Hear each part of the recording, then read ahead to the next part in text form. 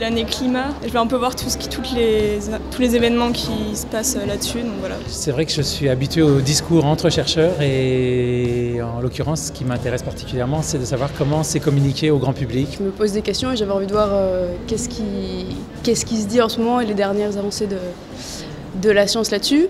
Les questions climatiques interpellent la société. En témoigne l'engouement pour cette table ronde grand public organisée en marge de la 3e conférence mondiale sur l'agriculture climato-intelligente. Ce concept a mobilisé 700 participants de 75 pays pendant 3 jours à Montpellier.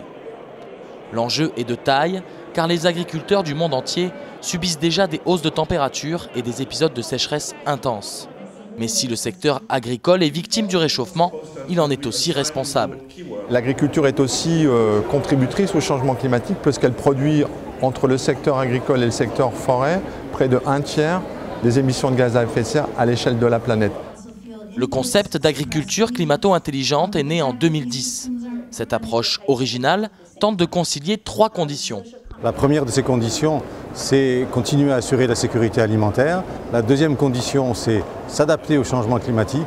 Et la troisième condition, c'est atténuer le changement climatique.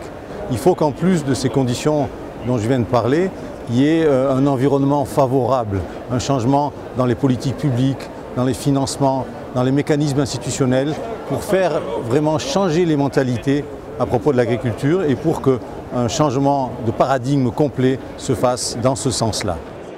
Pour transformer les connaissances scientifiques en action, les chercheurs doivent faire entendre leur voix auprès des décideurs politiques, du monde agricole et de la société civile. Nous devons montrer qu'il y a des solutions. Nous devons trouver comment ces solutions peuvent s'adapter aux différents contextes régionaux et locaux et comment finalement on peut travailler avec l'ensemble des acteurs pour que ces solutions arrivent à une certaine maturité. À Madagascar, les scientifiques travaillent sur le système de riziculture intensif. Cette technique a l'avantage d'augmenter les rendements et de réduire les émissions de gaz à effet de serre. Ça permet via des systèmes d'irrigation et de drainage des parcelles rizicoles de diminuer les émissions de méthane.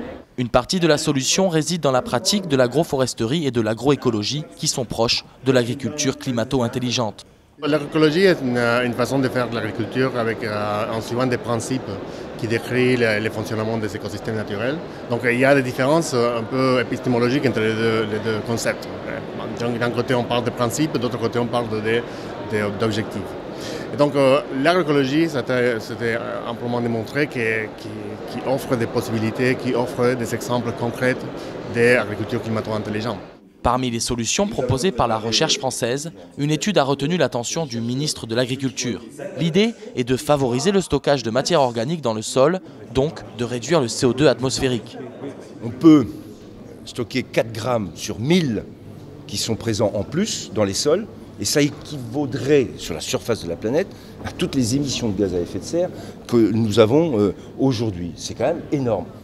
Au-delà du gouvernement français, les scientifiques entendent faire peser les enjeux du secteur agricole dans les négociations sur le climat.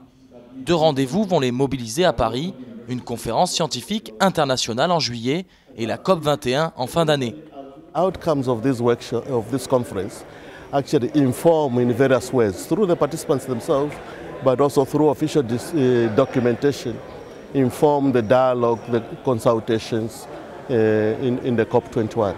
Lors de la session de clôture, Patrick Caron, directeur général délégué à la recherche et à la stratégie au CIRAD, a transmis les clés de la conférence à Martin Boilia. Il s'est engagé au nom du NEPAD à ce que la prochaine conférence sur l'agriculture climato-intelligente ait lieu en Afrique en 2017.